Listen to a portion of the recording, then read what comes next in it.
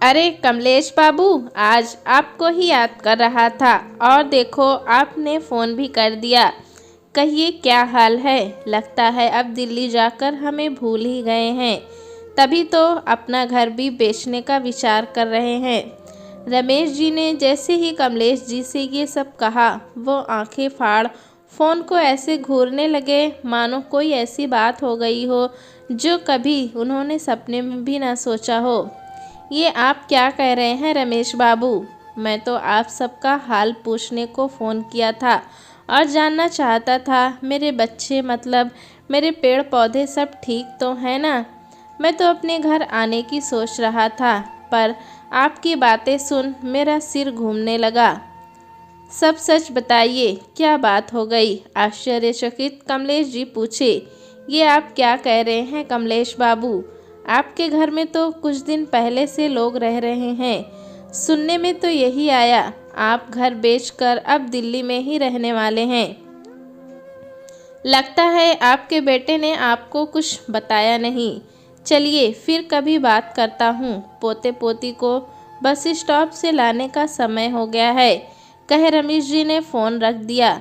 इधर कमलेश बाबू हैरान परेशान से घर में चहलकदमी कर रहे थे। ये क्या कह रहा था रमेश? रवि ने मुझे कुछ भी बताया नहीं और घर किराए पर लगा दिया और बेच दिया। ये सब मैं क्या सुन रहा हूँ? कितने जतन से राधा के साथ मिलकर ये घर बनाया था। राधा ने घर के लिए कितनी ख्वाहिशों को ताक पर रख दिया था। मुझे यहाँ आना ही नहीं चाहिए था।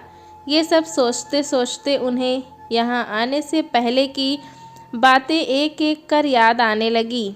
पत्नी की मृत्यु के बाद जब बेटा सपरिवार आया था तो जाने से कुछ दिन पहले ही बेटे ने कहा था, पापा सोच रहा हूँ अब इस घर को ताला लगा दिया जाए और आप हमारे साथ दिल्ली रहने चलिए।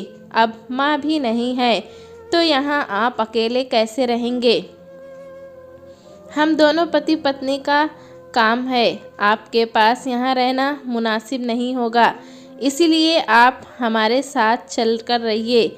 रवि ने कमलेश बाबू से कहा। वो शहर जाना तो नहीं चाहते थे, लेकिन क्या करते। पत्नी जो चंद दिनों पहले साथ छोड़कर चली गई। डायबिटीज़ और बीपी के मरीज़ कहाँ अकेले रहते। सोचा बच्चों के साथ समय व्यतीत हो जाएगा। एक ही बेटा है जिसके साथ जाने के अलावा कोई और चारा नज़र नहीं आया, और बेटा कमलेश बाबू को अकेले छोड़ने को तैयार नहीं था।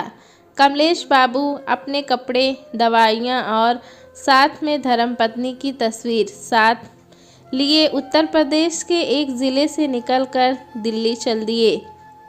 दिल्ली में बेटे का 2 कमरों का घर और 5 लोग। रवि, उसकी पत्नी मधु और छोटा बेटा एक कमरे में और उससे बड़ा दूसरे कमरे में दादा के साथ रहने लगा।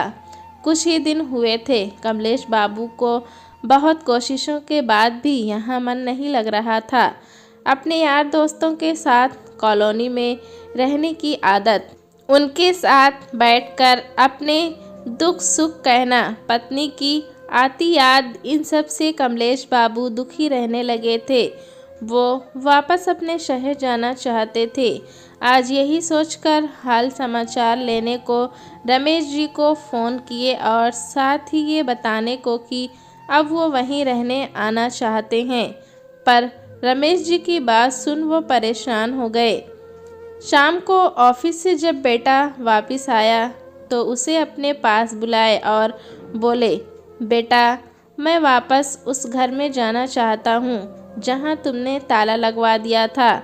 मेरा मन यहाँ नहीं लग रहा है। जब तक हाथ पैर सलामत हैं मैं अपनी देखभाल कर लिया करूँगा। जब नहीं कर पाऊँगा तो यहाँ खुद आ जाऊँगा। पर पापा, अब आप उस घर में नहीं जा सकते। आपको रहना हमारे साथ ही होगा। वहाँ हम तो साथ नहीं होंगे। घर में कदम रखती ससुर की बात सुन बहू ने कहा, यहाँ भी कौन सा तुम लोग रहते हो? बच्चे भी अपने स्कूल कोचिंग में व्यस्त रहते हैं।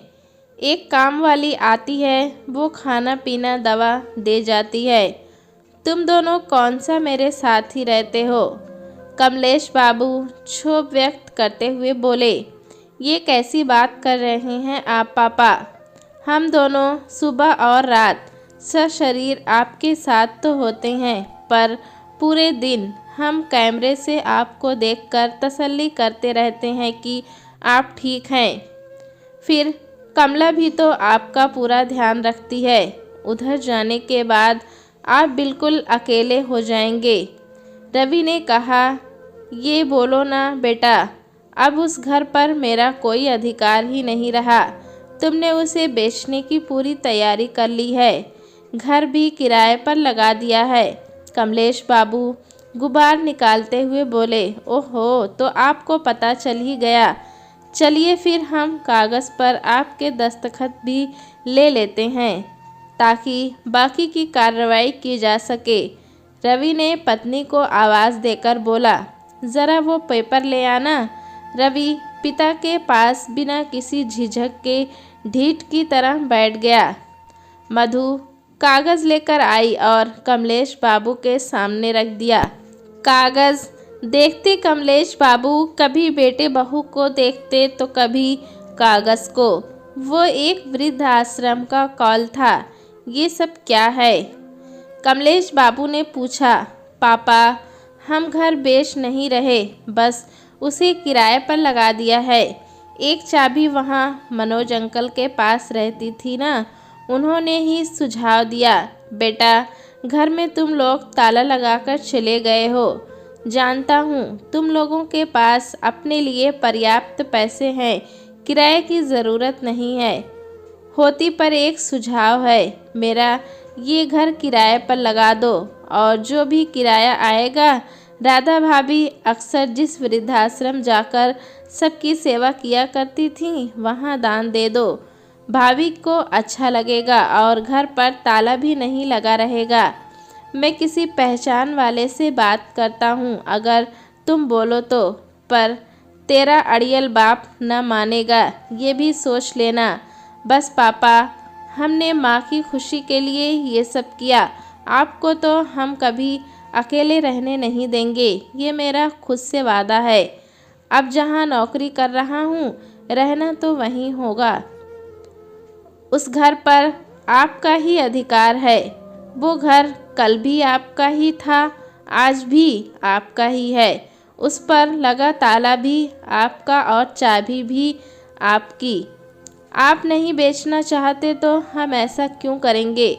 वैसे एक खुशखबरी है आपके लिए, हम अब दूसरी सोसाइटी में जाएंगे जहां आपके हम उम्र के लोग बहुत हैं, जिनके साथ मिलकर आप बातें कर सकोगे, आपको अच्छा लगेगा।